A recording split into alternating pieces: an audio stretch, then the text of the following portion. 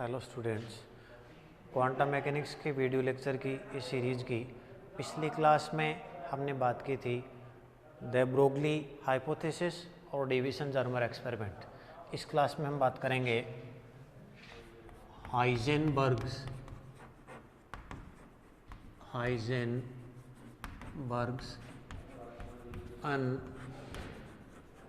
Uncertainty principle. Heisenberg का अनिश्चितता का सिद्धांत। हाइजेनबर्ग ने सन 1927 में अनिश्चितता का सिद्धांत दिया, जिसके अकॉर्डिंग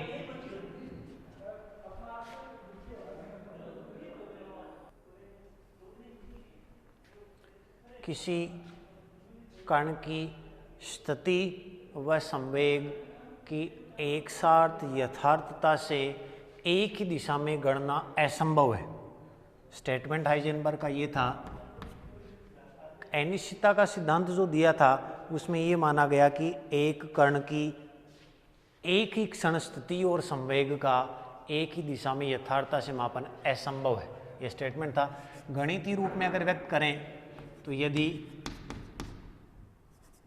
कण की स्थिति अक्ष में अनिश्चितता डेल्टा अक्ष मान लें तथा अक्ष दिशा में संवेग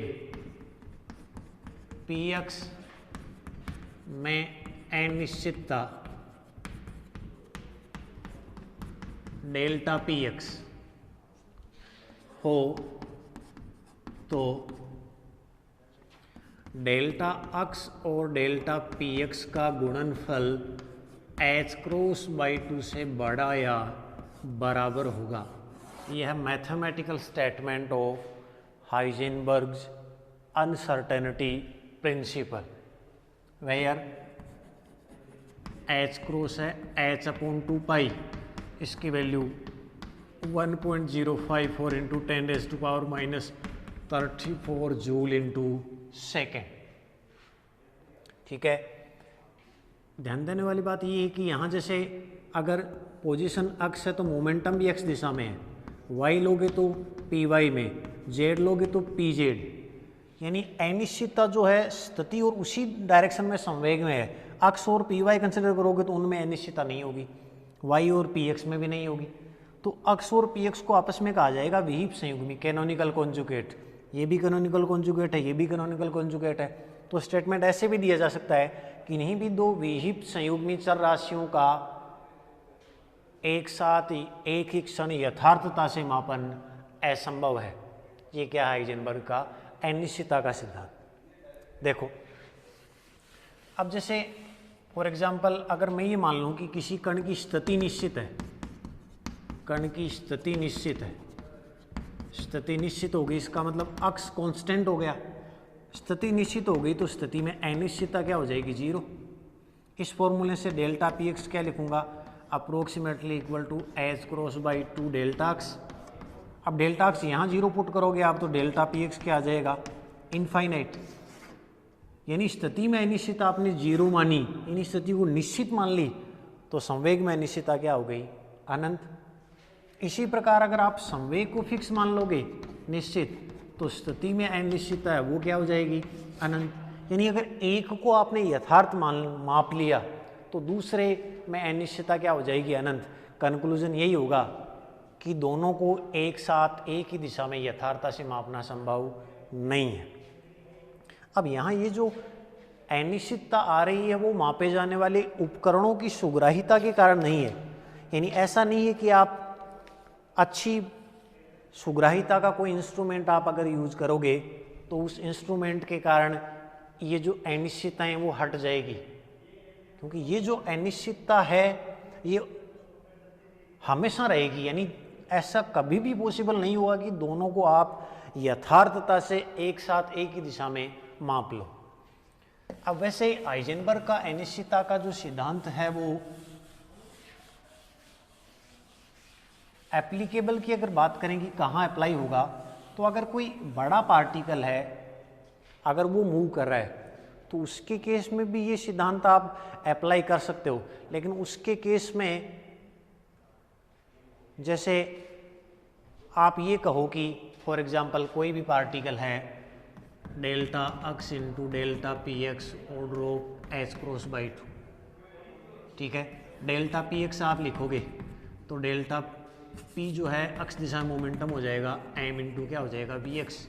तो हैवी पार्टिकल्स के लिए अगर आप कंसिडर करोगे ना, तो अप्लाई तो वहाँ हो सकता है, लेकिन वहाँ आप ऑब्जर्व नहीं कर पाओगे। तो इन जनरल हम ये कहेंगे कि हाइजेनबर्ग का अनिश्चितता सिद्धांत है वो हर केस के लिए आप अप्लाई कर सकते हो।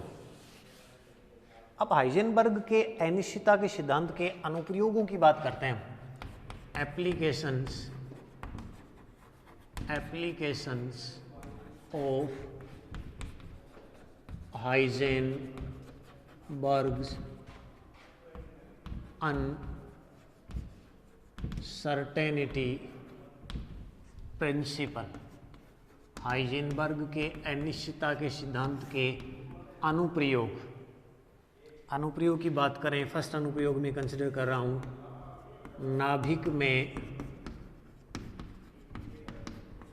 इलेक्ट्रॉन का अनअस्तित्व,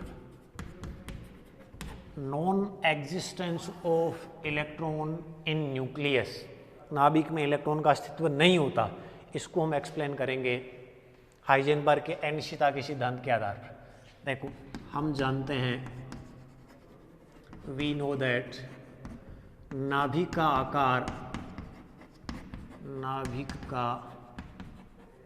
आकार है वो 10⁻⁻14 मीटर के ऑर्डर का होता है। अब अगर उस नाभिक के अंदर हम इलेक्ट्रॉन की उपस्थिति माने, यदि नाभिक में इलेक्ट्रॉन की उपस्थिति माने, तो इलेक्ट्रॉन की स्थिति में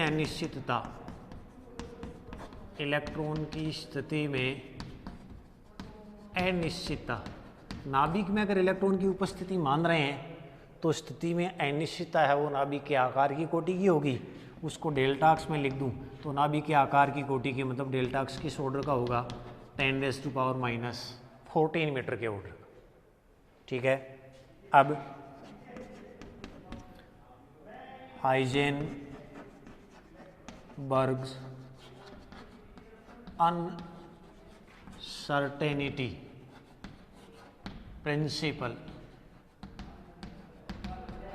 से क्या लिखेंगे, delta x into delta P x of the order of H cross by 2, यानी यहाँ से डेल्टा पी एक्स की वैल्यू आ जाएगी approximately H cross by 2 delta x.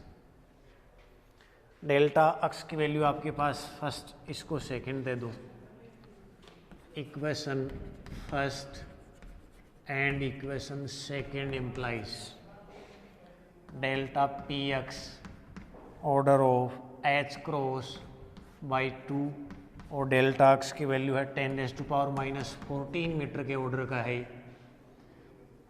H cross की वैल्यू पुट कर दो आप 1.054 इंटू 10⁻⁻34 जूल इंटू सेकेंड। तो यहाँ से डेल्टा पी एक्स है वो किस ऑर्डर का आएगा, अराउंड 10⁻⁻20 किलोग्राम इंटू मीटर प्रति सेकेंड के ऑर्डर का आएगा डेल्टा पी एक्स।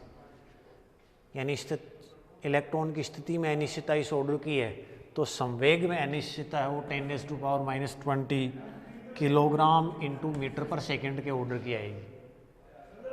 अब अगर हम ये माने कि ये अनिश्चितता है, इसका मतलब इलेक्ट्रॉन का न्यूनतम संवेग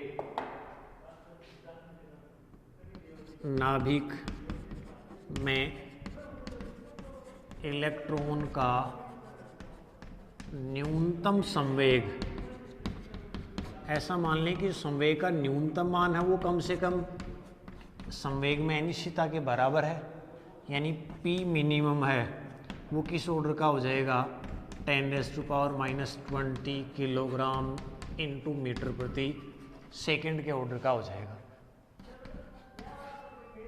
ठीक है, संवेग आ गया। अतः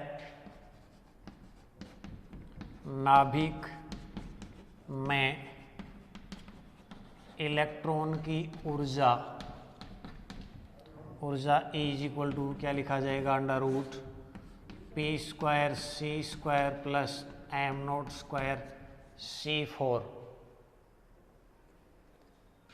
m0c² है रेस्ट मास एनर्जी। अब इलेक्ट्रॉन की रेस्ट मास एनर्जी का मान 0.511 मेगा इलेक्ट्रॉन वोल्ट जो होता है वो इस एनर्जी की कंपैरेटिवली काफ़ी कम होता है, यानी E जो है वो अप्रोक्सीमेटली किसके बराबर हो जाएगी, √P²C² के बराबर। इट मीन्स एनर्जी नाभिक में इलेक्ट्रॉन की एनर्जी हो जाएगी P/C। किस ऑर्डर की, P की वैल्यू है 10⁻⁻20 किलोग्राम इंटू मीटर प्रति second, C speed of light 3 × 10⁸ metre per second, यानी E हो जाएगा of the order of 10⁻⁻12 kilogram into metre square per second square. ये क्या हो जाएगा, जूल, यानी E of the order of 10⁻⁻12 joule के ऑर्डर का होगा। Since we know that 1 electron volt is equal to 1.6 into 10⁻⁻19 joule, तो 1 जूल वहाँ से क्या हो जाएगा, 1/1.6 इंटू 10⁻⁻19 इलेक्ट्रॉन वोल्ट। ये वैल्यू आप यहाँ पुट करोगे तो E आएगा of the order of 20 mega electron volt.